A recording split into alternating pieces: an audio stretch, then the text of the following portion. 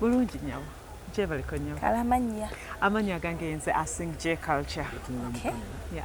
Okay, tubulireko oyimba music kikaaki. Nyimba music obuyimba obwamu obw'Oluganda obubanyumira. N'ennyimba obuyimba obw'Oluzungu obuli awo hip hop dance hall. Yeah, obw'Oluganda mbuyita contemporary African music. Si Buganda nnyo buli awo ate Buganda bulina messages eziri meaningful ezinyumirwa abantu Abaganda. Okay. Yeah. Buli muntu. Okay. Yeah. Oyimba nnyo ku mukwano. Nnyo ku mukwano kubanga omukwano bintu bya emotions, bintu bya kufiiringa ate nga buli muntu akifiiringa kintu ekiri mu experience like everybody can feel. So omukwano nyingi nnyo ze nnina ku mukwano. Oli mufumbo.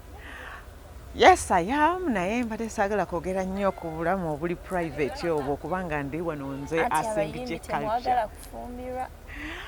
Ndi mufumbo naye saagala kwogera ku eyo private life. Ndiwo wano nga Asin J now. Mama mbadde njagala nkusabe on receiving nga Asin J. Twogere ku music. Basically osinga kwese oyikufulumizaawo nnyimba. Osinga beera wa your best in I'm best in the UK. Abaganda bagiyita London. Yeah, Abaganda bagiyita London. University in UK. Most of the time South Africa. Mu America some of the time naye okusingira ddala ndi best wano kubanga ne mukyala muzaale waawo wano. Okay.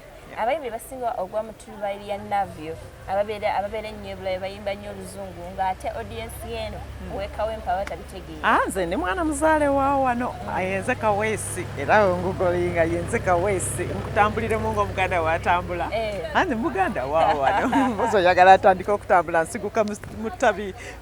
Nsiguka mu matabi. Ag'enjawulo.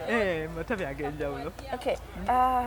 Olina album launch? Yes, of course. Yeah, nina album gye ngenda gifulumya eriko ennyimba nnungi buli muntu yenna abeera kuliko oluyimba olugenda omunyumira.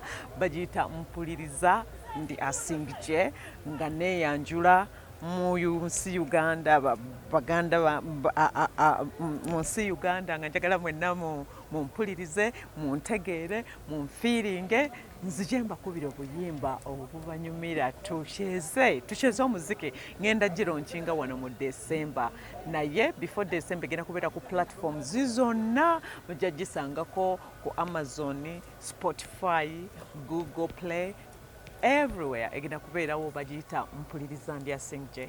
Kuliko bayimbi ki Uganda? Eno album nabadde a bit mean oba mean mu Luganda bakiyita batya? Mu Luganda mean okubeera mean kitegeeza ki? Nabadde mukodo kubanga njagala abantu basooke bampulirize nga nze nga Asin J nga sinnateekako muyimbi mulala yenna. Kati album endala ezinajja then I can introduce other musicians in the country. Abalala bemwagala naye eno album kyova olaba nga nagituumye mpuliriza ndi Asin J ndiko obwogu. Okay. Bw'omu ate era ne ku nnyimba ze nafulumiza tekuliiko muwandiisi yenna yampandiikidde. Nze neewandiikidde kubanga njagala abantu bampulirize bamanye message ki gye delivering. There is a lot of learning. Mulimu ebyokusoma bingi mu message zange. Ndi so compassionate oba mu Luganda compassionate about mu nnyimba ezo binkwatako nnyo saagala muntu message ebere nga yavudde wa muntu mulala naye nga yange. Abayimbi ba Uganda kuva ewaze weegomba kukola naani era watandise okufuna ka connection? I've actually had so much connection with all the musicians abasinga bamanyi. Ndudde mu music industry naye era nga wenkugamba nti no ntambudde nnyo ensi music wange mbadde okusinga mukubira wala nnyo naye kakati nazze njagala mukubira waka. Abayimbi bangi bemmanyi naye nga abaana ba wano bonna bali talented music waabwe mulungi anyuma naye yeah you know muyimbi ki gwe tugenda owulira ka collabo naye? At this moment sijja mukubuulira simumanyi linnya kubanga sinnaba kudecidinga. Wano mu Uganda sinnamanya to be honest. kintwalira obudde buwanvu okudecidinga okumanya kubanga nyinza okubuulira erinnya ly'omuyimbi obudde ne butuuka ne neekyusa nga saagala kola naye. Fonna tulinawo abayimbi babiri. Yeah. Buli muyimbi buli muntu abalina battle egenda maaso which will happen next month. Yeah. Waliwo Cindy ne Sheba of the two oyinza kukola naani and who gwenga gwe aliwo gwe supportinga. Both girls ababakyala baba abawala abakyala abo babiri bombi bali talented. Buli omu alina audience ye. Like ngenda kubuulira ekintu kimu nti Ngamba kolera. bombi bankolera ngenda kugamba bombi bankolera kubanga art is art. Buli muntu aleeta art mu kiti kye kubanga okuyimba it's kuwininga mitima gy'abantu si kudduka nti asooka ku line yasembayo yatwala ekikopo. Abo abawala bonna balina audience. Art comes in different ways. Buli muntu yenna they are all good and bonna bali talented. Because we are having teams. We're having Team Cindy, Team Shiba, Team iPhone. I don't have a team. I love what they are doing. They are women, they are great, they are beautiful, they are talented. I love both of them. They are both great. Sirikonokia na iPhone. Kasita obeera simu ng'okuba nti hello olina akuwulira n'akwata. Then you are in. Yogera ky'oyagala kiwulira. They are all girls, they are great, they are powerful. Omulimu bagutegeera, game bagitegeera. And they're doing their own thing. I think let them be. When abaddeko e Bulaaya, entalo zino ziri ziti eyo era zibagattako. Entalo is a music. Is entalo bazikuba. As Singa entalo bazikola promotion. But they are both educated girls and they love supporting the girl. They understand the word girl power. Omukazi okusupportinga mukazi yunne. Kati bino babeera babikola okuhyping up music industry because they are clever. Ate bategera kiki kye bakola. So yeah, naye si entalo. They are down to earth girls, both of them. Cindy Muchala, she's a mama and she's a girl and she understands what she's doing. She's so warm-hearted. Shiba, I actually have met her in person and I know her so well. She's such a darling and she's warm-hearted. They're both beautiful people. Have you met Cindy before? Yeah. I have met Cindy several times, but I've met both of the girls. They're really warm-hearted and beautiful people. Nze ndowooza bino ebyentalo birimu mu media naye nga bo abantu sisuubiramu no bakimanyi n'okumanya what is taking place between the entalo ze mwogerako. Okay, nga tunakyembaliza. What are some of the challenges you have faced in this business?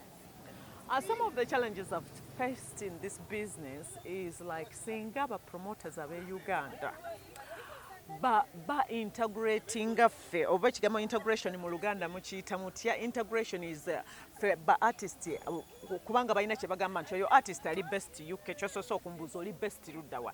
Kasita promoter yeezera kuwulira nti ono artist ali best UK nga gwe bakuta. Naye naffe tuli bana Uganda tebana tuzaalibwa wano. Ennyimba ze tukuba tezirina difference ku baana ba wano ze bakuba.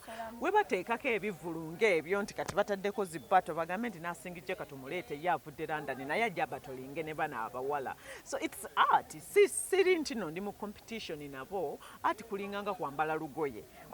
Kati laba oyambadde empale na top nange nyambadde empale na top. Naye byonna biri different ate ffenna tunyumye. It's just fashion. It's the same with music. Artist oli yimba nyimba ye ndala ne Cindy naye ayimba ndala ne Shiba ayimba ndala nange nyimba ndala. It's all about winning people's hearts and feelings. Naye batu integrating mu industry tujje tubakube ekintu kyaffe tukigaziye baleme kubeera so mean. It's all about Ugandan artists best here. So wow, we are all Ugandans. Okay. Yeah, fena batu integrating kubanga ate bowe bajje waffe naffe tubasanyukira ne tusasula ticket pound nkaaga 10 ne tuyingira. Yeah. What's your last message to the fans? My last message to the fans, guys, I just want to let you know that my name is Asin Culture. Search me on Instagram, Facebook, Twitter, or message me and follow me. Tell a friend to tell a friend. My music is on YouTube as Asin J. At the moment, I'm promoting the song I'm promoting right now. I would call it Nesimye. Nesimye is a love song. Mwenga kajja kubanyumira kayimba kamukwano because everybody loves. Wogenda nange ngenda nawe buli wolaga nange mu mikwano gyo n'eŋŋanda zo nze mbagambe nti oli wange nze neesimye okubeera mu abo b'olina mutima nze neesimye okubeera naawe nonzuukusa ku makya. I'm still your girl, Sing J. Please, akakayimba kasachinge ku YouTube kwekali bakayita Nesimye by Sing J Culture. N'ennyimba zange endala zonna mujja kuziraba, but tell a friend to tell a friend. Mumpagire. Nja kujja wano mbakube emiziki n'empuliriza ndi Asin J.